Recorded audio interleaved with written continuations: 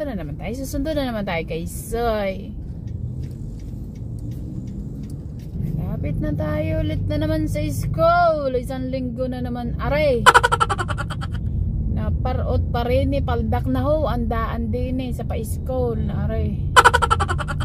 Kaya naman na para din ako napasok eh. Mahaba-haba ding ay-ayan. Aray. Yung gangge grade 2 pa lamang.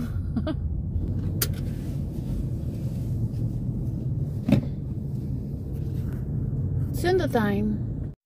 Ay di ari nga, ay di diretso sa aming paboritong lumia. Ika mo ni magme-merienda muna ng kaunti bago naman muna umuwi.